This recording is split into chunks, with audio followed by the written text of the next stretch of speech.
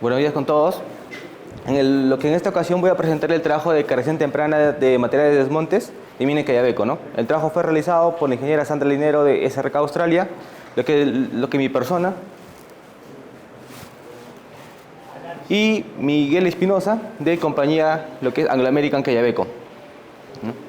El contenido de la siguiente presentación está lo que dividido de la siguiente forma, ¿no? Lo que es la ubicación de la mina, cuál es la problemática lo cual se ha desarrollado, las unidades que componen el material de desmonte, el modelo de resistencia, lo que es utilizado para poder lo que es caracterizar, el análisis de la información y el análisis probabilístico realizado para determinar lo que finalmente la envolvente de resistencia, ¿no? Y las conclusiones a las cuales se ha llegado en esta investigación, ¿no? Bueno, lo que es la mina Quellaveco se encuentra lo que es en el departamento de Moquegua, en el distrito de Torata, en la provincia de Mariscal Nieto, perdón, Moquegua. Lo que observan acá, lo que es de fondo rojo, viene a ser lo que es la huella del botadero de desmonte, ¿no?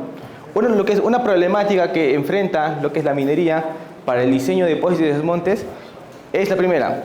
Nosotros tenemos gran tamaño de partículas constitutivas provenientes de la voladura, los cuales no pueden ser ensayados convencionalmente a las dimensiones que nosotros tenemos en los laboratorios, ¿no?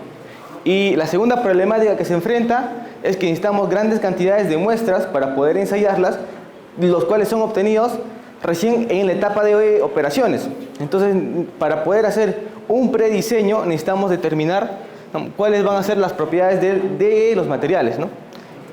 O sea, lo que es en esta línea, nosotros contamos dentro de la minería con los siguientes recursos lo que es de información.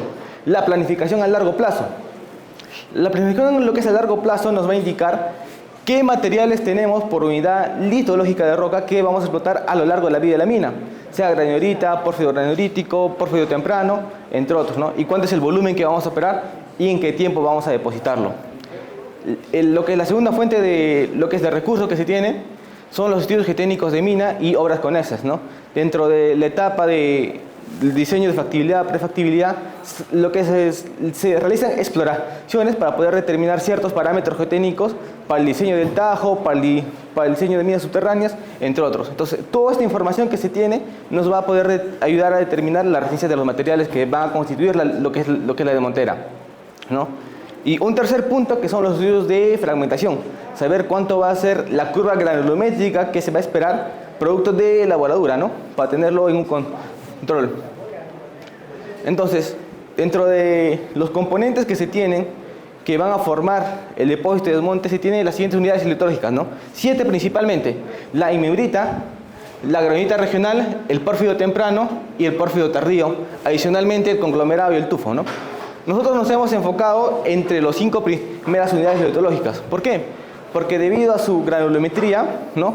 Estos se van a comportar como materiales gruesos, los cuales vamos a utilizar el modelo de Barton Cajaniles para poder determinar la envolvente, el componente de esta resistencia, ¿no? Para el caso del conglomerado y el tufo, dado que va a ser producto de voladura y el tamaño de partícula que se va a obtener ya se va a comportar como un suelo. Entonces, esto de acá sí lo podemos ensayar en el laboratorio con los ensayos convencionales que se tienen. Entonces, ¿en qué consiste lo que es el modelo o lo que he utilizado para la resistencia? El modelo de Barton Cajaniles. El modelo plantea lo siguiente, ¿no? Hay un ángulo de fricción efectivo, ¿no? Que va a depender del ángulo de fricción básico que se obtiene mediante ensayos de corte directo en superficies pulidas, ¿no? Más una constante, por así decirlo, ¿no? Que va a depender, uno, de la rugosidad equivalente del material, que es el coeficiente R, que este va a depender de 2 parámetros. Uno, lo que es la porosidad del material que se encuentra, el cual se puede determinar recién en posteriores ensayos con ensayos de gran escala, ¿no? Y adicionalmente viendo lo que es la forma de la partícula, ¿no? En este caso, como se hace a partir de voladura, va a tener lo que es mayor angularidad y mayor fragmentación, ¿no? Y el parámetro ese, ¿no? Que viene a ser la resistencia equivalente, que va a depender de 2 factores: la resistencia a la compresión simple del material y el diámetro 50 de las partículas, ¿no? Quiere decir, digamos, lo que el 50% de las partículas pasantes, lo que es una cierta malla, ¿no? ¿Cuánto es el diámetro de esta, ¿no? Entonces, a partir de estos, el R y S o sea, de manera empírica con prediseño tenemos unos ciertos ábacos, ¿no? Con lo cual vamos a diseñar. Para el caso de del ábaco de la cartilla R, ¿no? Nosotros ingresamos con el parámetro de la porosidad, que es diferente a la porosidad del material, ¿no? Dado que este se obtiene con la comparación del material ya in situ en la desmontera, ¿no? Y luego lo que es el origen del material, como decía, lo que es, o sea, según su forma, ¿no? En el caso de que nosotros tenemos de voladura, nosotros nos encontramos sobre la curva de talus angular y rugoso, ¿no? Y el valor de R que va a variar entre 0 a 15, ¿no? Y en el caso de la resistencia equivalente del factor S, como mencionaba, depende como un parámetro de entrada del diámetro 50, ¿no? Y la resistencia de la compresión simple, que va a depender de esta curva de acá. Y en este caso vamos a utilizar nosotros la curva triaxial, ¿no? Ahora, como hemos visto, dentro del modelo de la envolvente resistencia, necesitábamos un parámetro, que es el ángulo de fricción básico. El ángulo de fricción básico se determinó, como mencionaba, a partir del corte directo en superficies pulidas, los cuales se obtuvieron de todos los ensayos que se tenían anteriormente para el diseño del tajo, ¿no? Desde su preconcepción, de los cuales se han dividido por las 7 unidades, o sea, ya hidrológicas anteriormente mencionadas, ¿no? Como el pórfido temprano, la granulita, la imimbrita, el pórfido tardío y el pórfido granulítico, ¿no? A cual a partir de nosotros tenemos una base de cómo están construyendo estos materiales y cuál es su comportamiento, ¿no? Por ejemplo, vemos que en el pórfido temprano, tanto como el pórfido tardío, tenemos lo que es valores de resistencia bajos, ¿no? O sea, en comparación de los otros, ¿no? Lo que adicionalmente, esto ya es un breve resumen de el análisis realizado por cada alteración de cada unidad litológica, ¿no? Sea muy alterada, lo que es alteración o en zona de silificación, ¿no? Lo que buscamos, lo que es al agruparlo ya por una unidad litológica, es ver cuánto va a ser la alteración del material, ¿no? Cuánta es la variabilidad de los datos que se va a tener. Porque como vemos en la desmontera, nosotros no tenemos un control tal cual de qué tipo de unidad vamos a tener. Todo va a ser una mezcla, ¿no? Según vamos avanzando en nuestras operaciones. Luego vamos a la resistencia de la compresión simple, ¿no? La resistencia de compresión simple, y de manera similar, vemos que se mantiene lo que es una gran variabilidad, tanto como el pórfido tardío, como el pórfido analítico, ¿no? Adicionalmente, hay valores fuera de estos valores de caja, ¿no? Que son valores de resistencia alta, ¿no? Porque ya se encuentran en lo que es las zonas más resistentes, ¿no? Ahora, vámonos con el parámetro R, ¿no? De la rigidez. ¿Cómo hemos entrado, no?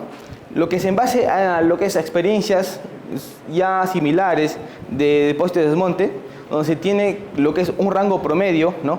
del valor de porosidad entre 20 a 35, ¿no? Se utilizó estos valores para ingresar a esta cartilla, ¿no?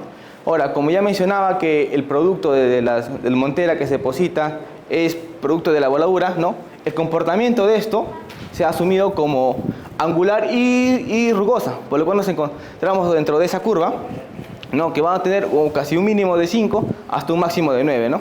Para la cual vamos a determinar cuál es lo que es la curva vamos a determinar cuál es la ecuación que va a representar toda esta curva, ¿no? Para el parámetro S, como estamos como parámetro de entrada del D50, se han tenido estudios de fragmentación anticipada, ¿no? Ver cuál va a ser la fragmentación para cada unidad litiológica. En este caso nosotros hemos tenido un rango desde los 30 hasta los 90, lo que es milímetros de diámetro de partícula estimados para la voladura que se va a presentar de estos materiales, ¿no? Entonces, ya teniendo lo que es el modelo de resistencia, cómo se comporta cada variable, cada resistencia, se ha pasado a realizar un análisis probabilístico, ¿no? Como vemos en la imagen, ¿no? El ángulo de fricción del material, que va a depender del ángulo de fricción básico, que en este caso, por el comportamiento de los datos, lo que se asume una distribución normal, ¿no? Más lo que es la rugosidad, en este caso como la porosidad, ya hemos asumido en un rango de 20 a 35 que puede ser calibrado posteriormente cuando tengamos ensayos de campo, ¿no? Hemos asumido lo que es una distribución lineal, ¿no? Entre 20 a 35 con una media de 28. Para el valor de la compresión simple ha tenido una distribución de logaritmo normal, ¿no? Y en el caso del D50, para cada unidad se asumió, digamos, el D40 y el D60 como los límites de esta distribución lineal, ¿no? Entonces, viendo lo que es la variabilidad que obtienen estos materiales, ¿no? Lo que se va a tener una distribución de mi ángulo de fricción básico, ¿no? ¿Cuál es el rango mínimo y el rango máximo que puede tener, ¿no? Por lo cual vamos a agarrar lo que es un grado de confiabilidad para nuestro diseño, ¿no? Y estos están determinados entre un rango de esfuerzos de compresión, o sea, lo que es efectivos, entre 0 a 3 megapascales, como no, lo que en el caso de la figura que ven, este es el modelo, lo que es a 1.5 megapascales de compresión efectiva, ¿no? A un 75% de confiabilidad, al cual se tiene un ángulo de fricción de 39 grados, ¿no? Ahora, cabe resaltar que este envolvente de resistencia es no lineal, ¿no? Porque el comportamiento del desmonte va a depender del esfuerzo efectivo que se tenga a lo que es a una determinada profundidad, ¿no? Entonces, lo que es para cada unidad litológica, en este caso el pórfido temprano, granita, el pórfido tardío y entre otros, se tuvo que hacer cada distribución de cada material ya analizada anteriormente, ¿no? Entonces, vamos a los siguientes parámetros, ¿no? De la curva R que ya habíamos, o sea, lo que he mencionado, que estaba delimitada entre 20 a 35 de porosidad, ¿no? Se determinó lo que es la ecuación de la curva como 20, ¿no? Punto 201 multiplicado por un exponente a la porosidad de 0.41 negativo, ¿no? Y para el caso de la resistencia equivalente, ¿no? Se tuvo una ecuación de 0.76 dependiente de la resistencia a la compresión simple y el de 50 a la menos 0.242, ¿no? Entonces, se ha tenido las distribuciones del D50, como ya mencionaba, de manera supuesta, ¿no? Con un rango mínimo y máximo del D40 y el D60, ¿no? Dado que no teníamos más datos de información, y a partir del cual hemos hecho lo que es el análisis probabilístico, ¿no?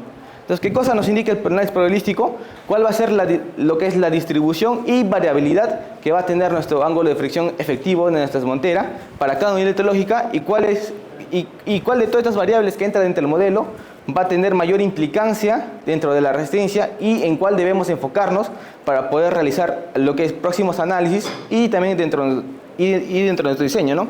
Por ejemplo, vemos que casi más del 90%, digamos, del comportamiento del ángulo de fricción efectivo va a depender del ángulo de fricción básico.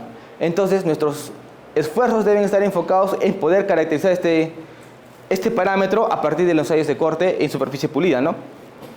Mientras que vemos que los demás, como el D50, la resistencia a compresión simple de la porosidad, no tienen tan alto impacto en la resistencia del material, ¿no? Por ejemplo, acá lo que es la curva que se muestra es para un esfuerzo efectivo de 1.5 megapascales, ¿no? Para la unidad, lo que es granulorítica, por lo cual se han hecho 100.000 pruebas mediante el análisis de Monte Carlo, ¿no? Entonces, a partir de esto, nosotros vamos a determinar curvas de resistencia no lineales, ¿no?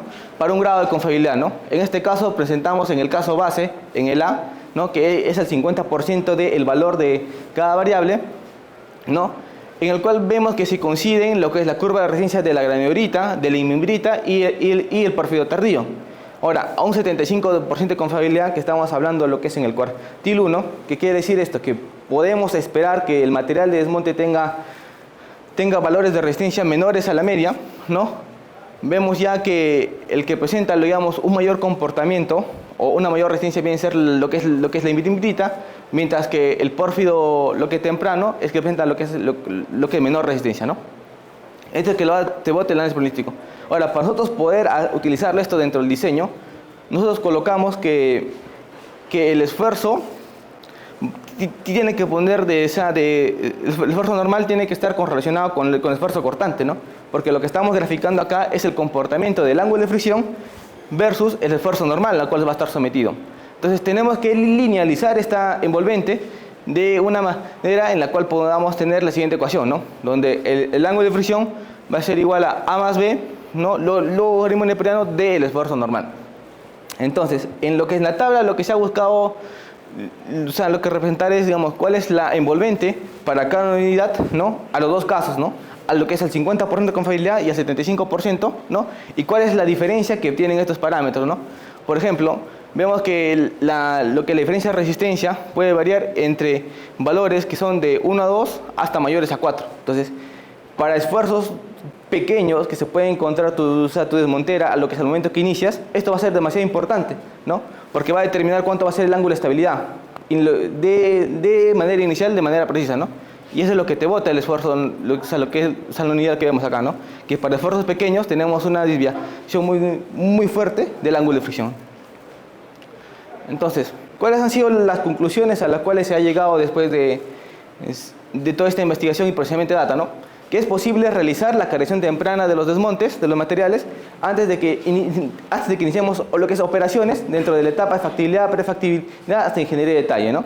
Entonces, esto nos va a poder ayudar a diseñar, digamos, cuánto va a ser la capacidad real de nuestra desmontera, ¿no? En nuestras operaciones, y no cuando ya lo estamos operando y vemos que nos va a faltar espacio para poder depositar nuestros desmontes, ¿no?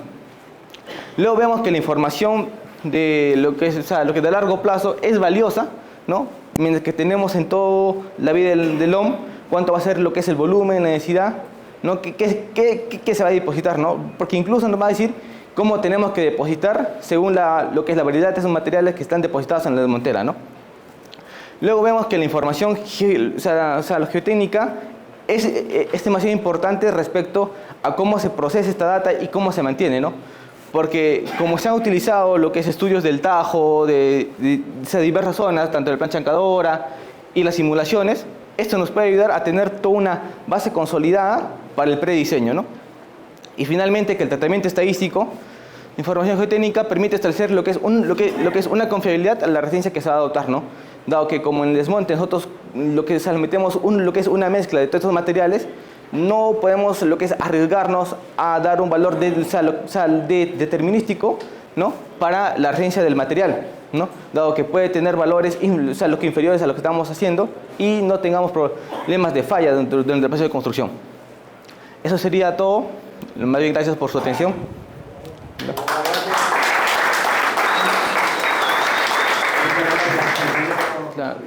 Lo que es el alcance de este estudio es en determinar la resistencia del material, ¿no? ¿Cuál va a ser la envolvente de falla? Ahora, lo que es el factor de seguridad va a depender de cómo vamos a diseñar nuestros materiales. Por ejemplo, ¿no? Si ya me dice lo que voy a utilizar una envolvente de resistencia, por ejemplo, en la cual vamos a tener un ángulo máximo para resistencias, tempranas de 40 grados o de 45, yo voy a poder delimitar mi configuración de mi desmontera, ¿no? Yo no puedo hacer los 70, no puedo hacer los 33, que sería muy bajo, ¿no? Para las resistencias que pueden alcanzar. Entonces, la determinación del factor de seguridad va a ser después, ¿no? Cuando ya tenga, digamos, cuánto va a ser el tamaño de mi desmontera, ¿no? Con qué bancos voy a trabajar, cuánto ancho de berma, y a partir de eso ya poder determinar mi factor de seguridad, ¿no? Lo que es el alcance de esta dimensión es un punto antes, ¿no? Determinar la envolvente que se va a utilizar para el diseño, ¿no? Y poder determinar lo que es el factor de seguridad, ¿no? Ahora, dependiendo lo que es, del riesgo que tiene lo que la empresa para adoptar en la estructura, puede tomar lo que es valores más extremos, ¿no? Como puede ser el Liminuitas, ¿no? Pero para valores con lo que es, lo que conservadores, ¿no? En lo que hemos visto en nuestro análisis, nosotros preferimos trabajar con el porfirianito, ¿no? ¿Por qué con esto, no? Porque el material de desmonte va a ser un mixto, ¿no? Entonces, es mejor lo que es tener seguro que nuestra desmontera va a ser estable, ¿no? Bien que trabajamos con una resistencia más conservadora, ¿no? Como este caso que es el porfirio analítico. Lo que es conclusión que hemos visto es, digamos, que antes de nosotros lo que es iniciar operaciones, ¿no? Porque para tener un mejor diseño de la desmontera, tal cual necesitamos material de desmonte, pero estos son de granulometrías grandes que no podemos ensayarlos en el laboratorio tal cual, ¿no? Y otro que necesitamos grandes volúmenes. Entonces, en el prediseño, lo que es la información que nosotros tengamos de todas las exploraciones, lo que es los estudios geotécnicos, de los ensayos de los estudios de factibilidad y prefactibilidad, van a ayudar a contribuir, ¿no? ¿Cuál va a ser la resistencia de los materiales que se van a depositar? Porque ya sabemos antelación qué tipo de roca vamos a volar en nuestro proceso de minado, ¿no? Entonces, es una conclusión importante, ¿no? De que la información de planeamiento a largo plazo nos va a ayudar a dimensionar nuestra desmontera desde el prediseño, ¿no? Y luego que el tratamiento estadístico que lo demos, ¿no? Va a ayudar a la confiabilidad de datos. ¿Por qué? Porque cuando han visto los datos, por ejemplo, el ángulo de fricción básico, ¿no? Hay una variabilidad por cada unidad litológica, ¿no? ¿Por qué? Porque puede tener ciertos grados lo que es de alteraciones, se encuentra a mayor profundidad, no tiene menor alteración. Entonces, tenemos que nosotros tener en cuenta, digamos, cuál es la variabilidad de cada parámetro, ¿no? Entonces, como tenemos en cuenta la variabilidad del parámetro, el análisis probabilístico ya nos da una confiabilidad en nuestros valores que vamos a utilizar para el diseño, ¿no? Como es el caso de la envolvente de resistencia. Ya, como mencionaba dentro de los análisis, ¿no? un parámetro lo que es importante para determinar la resistencia del material es el ángulo de fricción básico por el grado de influencia que va a tener en determinar el ángulo de fricción de nuestro material. Entonces, nosotros tenemos que hacer ensayos en lo que es enfocados a determinar ese parámetro del ángulo de fricción básico, que se obtiene a partir de ensayos de corte directo, lo que muestra las pulidas, ¿no? Ahora, el encargado de realizar esto debe ser lo que es la unidad geotécnica, ¿no? El encargado del diseño, ¿no? En lo que es en conjunto, ¿no? Con geología y lo que es planeamiento. ¿Por qué? Porque geología me va a decir, digamos, qué unidad litológica estoy sacando, ¿no? Lo que es geotécnica me va a decir cuál es el valor de resistencia de esa unidad geotécnica, ¿no? ¿Y qué cosa me va a decir planeamiento? Yo voy a volar esa unidad geotécnica en cierta etapa de mi vida, la mina. Entonces, con esos trabajos conjuntos, lo que es tripartito, me va a ayudar a tener un diseño bien consistente, ¿no? Muchas gracias. Muy amable por la aclaración. ¿Alguna pregunta final? Le damos las gracias y despedimos con